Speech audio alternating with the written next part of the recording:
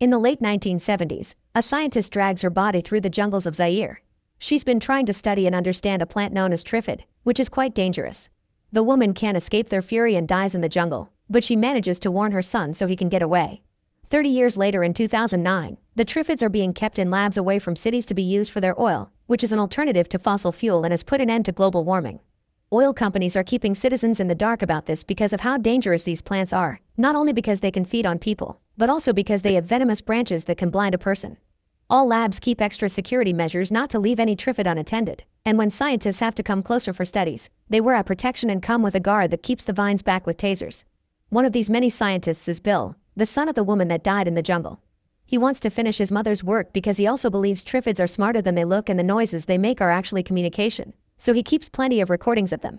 He also suffers from constant nightmares that showed him blurry memories of the night his mother died and included weird images of natives from the jungle approaching him with a mask. One afternoon, while Bill is making more recordings under guard Lucy's protection, they discover that an anti-Triffid activist Walter has sneaked inside the lab because he wants to reveal the truth to the whole world.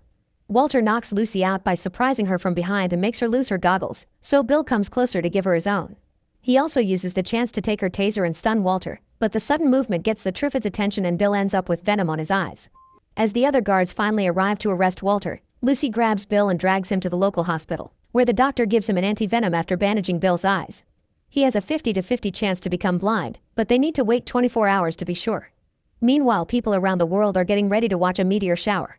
Radio reporter Joe interviews an astrophysicist who explains the sun will release a vast explosion of gas and nuclear fire that will look like fireworks in the sky, but it can't cause any damage to humans. However, when the show finally starts a few hours later, the solar eruption flashes such a bright light all over the world that causes all technology to lose signal and the people watching to feel a burning sensation in their eyes. Because Bill spends the night sleeping with his eyes bandaged, he has no idea of what's going on. When he wakes up a few hours later, he goes to the bathroom and removes the bandages to discover his eyes are just fine, but after leaving his room, he also discovers everyone around him is panicking. He looks for the doctor and finally learns what happened from him. The solar eruption left most of the population blind. Bill decides to quickly leave to go back to the labs, afraid of what is happening to the plants without supervision, and finds the city has succumbed to utter chaos. In the Triffid labs, Walter notices the lights in the sky being stronger than they should be, and he covers his face with his hood to protect his face. Everyone else in the lab, including Lucy, loses their eyesight, so Walter takes advantage of this to escape his cell and free the Triffids. In a plane that is flying over the city, Torrance doesn't care about the meteor shower and is sleeping through it with an eye mask on, meaning he doesn't wake up until he hears everyone panicking. The plane's going down because the pilots can't see either, but Torrance ignores all the cries for help and hides in the bathroom with a bunch of life jackets. When the plane crashes, Torrance is the only survivor and he immediately begins taking advantage of the chaos in the city to rob stores. Meanwhile, Jo wakes up with her eyesight intact because she's been underground in a subway station, which is now in ruins because of the plane crash. When she goes outside, she bumps into a mother with a kid and they realize she can see, so they begin begging for her help. Soon lots of people are surrounding Jo, trying to drag her away for their own protection, prompting Jo to get in a car and try to drive away. Unfortunately, the street is blocked by the blind crowd, allowing a cop to approach Jo and try to arrest her under some flimsy excuse to take her away. At that moment, Bill shows up looking for an authority figure and notices what's going on, so he takes advantage of the cop's blindness to take the gun from him and rescue Jo. Then the two of them run away by keeping quiet in order for the blind people not to notice them. After walking for many hours, Jo and Bill manage to reach Whitehall, but a crowd of blind people is blocking the entrance. They go through it to try to reach the guards, but communicating with them is useless because they only answer with shots. With no authority to talk to for help, Bill decides to go to the labs himself, and Jo goes with him not to be alone. The pair steals a car to reach the lab, where they discover the Triffids have escaped and everyone is dead, including Lucy and Walter. Bill retrieves all his research because he thinks it may come in handy later. Then he accepts to take Jo to her father's house so she can check on him. Sadly, by the time they make it there, it's too late. The man is already dead and being taken away by the Triffids. Jo refuses to believe it and tries to shoot the plant, but this only makes the Triffid angrier and Bill has to drag Jo away before they get surrounded. Now that Jo has seen how dangerous these plants can be, she decides she wants to warn people, so the pair returns to London to use the emergency broadcast from the BBC. Jo has a quick interview with Bill to finally let the world know about the Triffids, warning them that they'll be searching for food and that means these plants will most likely be coming to the cities. Afterward, they take a break to eat something, and Bill tells Jo about his childhood. His father, Dr. Mason, was the one that discovered that genetically modifying the Triffids could give them the solution to the energy crisis, but his mother hadn't agreed with his work. She obviously died the day in the jungle, but Bill hasn't seen his father since. Meanwhile, Torrance sneaks into the Prime Minister's home only to find his now blind secretary Hilda. He spends the night there, and in the morning, Hilda plays for Torrance the emergency broadcast, which confirms there aren't any authorities left. Torrance wants to take advantage of this to take power for himself, and he leaves while dragging Hilda with him. Sometime later, Bill sees flares signals coming from across the city, which must indicate a group of people that can see must have formed a community and is letting others know where to find them.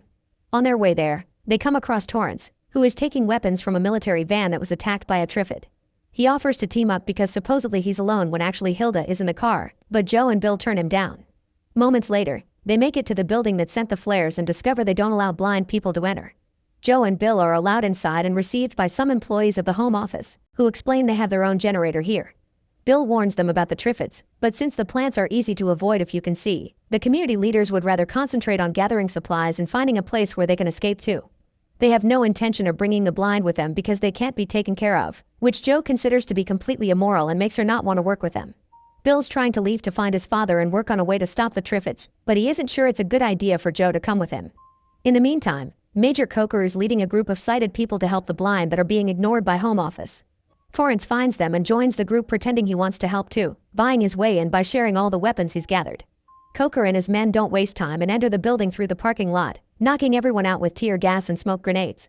Everyone that can see is taken away, including Bill and Joe. Moments later, Coker handcuffs every sighted person to a blind one for survival. Bill ends up with an old mechanic and Joe ends up with Hilda. Bill thinks Coker's heart is in the right place, but it was dumb of him to ignore the Triffid threat just because they're armed.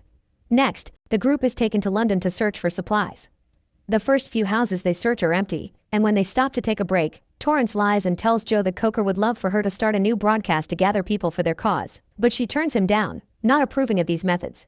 Afterward, the group finds a supermarket warehouse with plenty of food for them to take. It's easy for them to get inside, but that's because the guards are already dead. The Triffids got there first. Joe is grabbed by one of them, and Bill manages to save her by using a lighter and a spray to light the plant on fire. Unfortunately, they still lose a few people in the other corridors, including Hilda, because the guard Torrance had assigned runs away like a coward. Coker finally takes the Triffids seriously and uncuffs the people left, thus when Torrance arrives, Coker demands to have more weapons to fight the Triffids and Bill as his right hand. Torrance obviously doesn't like it, but for now he accepts to play along. When they return to London, Joe sees Coker's change of mind and accepts to do a broadcast to help before she leaves with Bill to look for his father.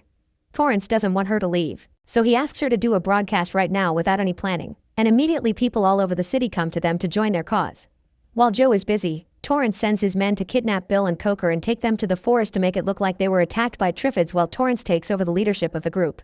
After the broadcast is over, Torrance tells Joe that Bill died during an attack, giving her the things his men took from Bill's jacket as proof of his story.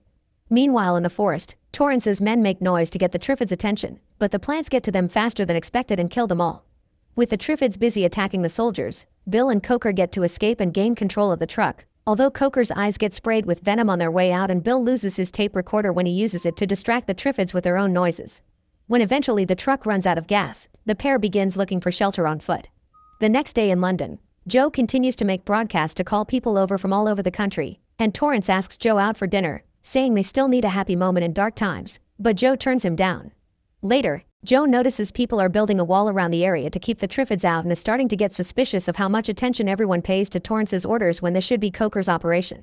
Since Coker hasn't been around for a while, Joe approaches a young fighter named Troy to ask if Bill really is dead, and Troy admits they don't have proof, just the tape recorder one of their men brought back from the forest. Furious, Joe sneaks into Torrance's office and recovers the recorder to put it safely away with the other Bill's things. Back to Bill and Coker, they finally come across a church where a religious group takes them in and helps them with their wounds. This group is led by Mother Dorrant, who doesn't turn any refugees down and explains that the building is safe from Triffids. Bill finds this suspicious because it doesn't fit Triffid behavior, but Dorrant promises this is the protection of God. Coker decides to stay with this community, but Bill leaves the church to continue looking for his father. As soon as he enters the forest behind the church though, he finds out the truth behind the so-called protection. It turns out Dorrant has been sending people, even priests and nuns, as food for the plants to eat and keep them from attacking the church. Bill immediately goes back and arrives just in time before Dorrant sends another girl away under the excuse she was chosen to build a new community somewhere else. As soon as Bill tells everyone the truth, the community kicks Dorrant out and accepts Coker as their new leader. Now Bill can leave for his father's place without worrying about them. In London, Joe tells Torrance she does want to go to dinner with him, pretending to be on his side. Later in the evening, while Torrance is getting ready for the date, Joe makes one last broadcast telling people not to come because Torrance will want them to die for him. Obviously this angers Torrance and makes him send his men after her, But Joe is already on the run with all of Bill's things in her pocket. Troy does see her hiding, but instead of snitching, he lets her get away. It's quite difficult to run through the city while dodging all the Triffids, but eventually Joe manages to find a working car and drive out of London safely. She remembers the place Bill grew up in from when he shared his story and takes the car in that direction, only to end up accidentally crashing and having to continue on foot. When she enters the forest, a truck shows up ahead of her, and no matter how fast she runs, the driver comes after her and captures her. In the meantime, Bill arrives at a town that has been abandoned after a Triffid attack. He almost gets shot by the only two survivors, who turn out to be two very young sisters called Susan and Imogen. Susan is very wary of him, but Imogen is desperate for the company of an adult and accepts to give Bill the family car as long as he accepts to take them with him. After driving a couple of hours, they come across another vehicle and the driver turns out to be Bill's father, Dr. Mason.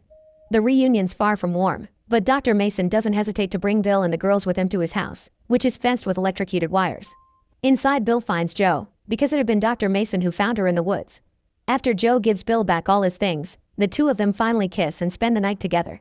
Sometime later, Bill joins his father at the lab, where he's already preparing a new plan. He thinks that to stop the Triffids, they must create a new type of it that sterilizes instead of fertilizes. If they spread this new type of Triffid around, then they'll make all the others infertile and eventually the race will die out. Dr. Mason already has a female Triffid he's been working on, but to finish the experiment, he needs the pollen from a male Triffid, so Bill promises to find one. Meanwhile, Susan and Imogen are practicing target shooting and Susan gets incredibly frustrated with Imogen because she's already referring to Joe and Bill as mom and dad. Once he's properly armed, Bill drives all the way to the labs to see if at least there's one male Triffid in the area. Once again, he uses his tape recorder to play Triffid noises, but the first one to show up is Susan, who hid in the car and came along to keep an eye on him. While Bill scolds her for such a dangerous idea, a male Triffid finally shows up and grabs Susan, making it hard for Bill to shoot at it properly if he doesn't want to hit the girl too. In the end, he decides to jump on the Triffid and hit it until it dies. Bill and Susan bring the Triffid head back to the house and Dr. Mason immediately begins working on it while discussing his wife's old ideas.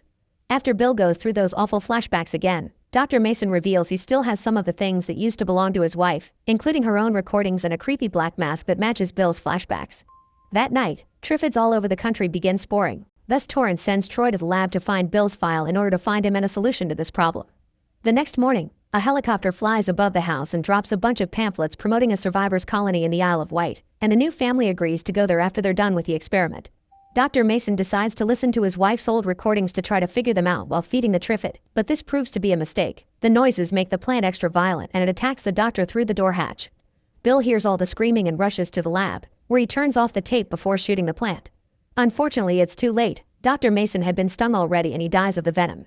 After giving Dr. Mason the goodbye he deserves, Bill realizes he destroyed the mutated female and there's no time for him to restart the experiment from scratch, so the family agrees to leave for the island in the morning. Things don't go as planned though, because as soon as the sun rises, Torrance shows up with his men and captures the sisters, threatening to kill them if Bill doesn't come up with a solution to deal with the Triffids in 24 hours. The family is locked up together, but no matter how much Bill thinks, there's no solution to the experiment, thus their priority must be to escape. His idea is to use the recordings to attract the Triffids and sneak out of the house while the plants attack Torrance's men.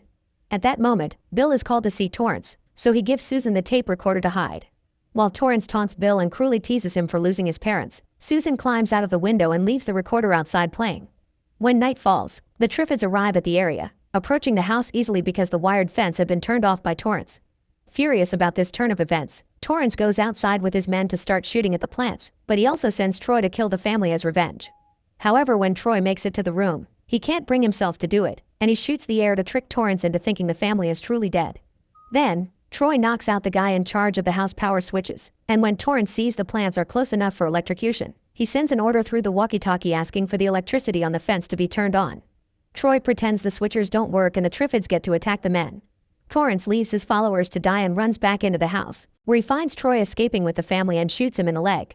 Bill retaliates by tasing Torrance and knocking him out, but this delay has given time to the Triffids to surround the house and block all the exits. Hearing all the men dying triggers Bill's flashbacks and he finally remembers what the mask is for. If you pour venom into your eyes while wearing the mask, the liquid won't hurt you but it will make the plants think you're one of them. They had done that to him as a kid and that's why he got to escape while his mother couldn't. Using a Triffid branch that got broken during the fight, Bill puts the whole group through the process, and when they go outside they confirm it works. None of the plants dares to attack them. At that moment, Torrance wakes up and tries to go after them, but as soon as he comes out, the Triffids jump on him to eat him while Bill and the others run away. Sometime later, Bill, Joe, Troy, and the sisters are on a boat, making their way to the island of survivors and hoping to find enough resources to finish the experiment that will allow them to destroy the Triffids for good. Make sure to subscribe and turn on notifications so you can watch more videos like this. Thanks for watching.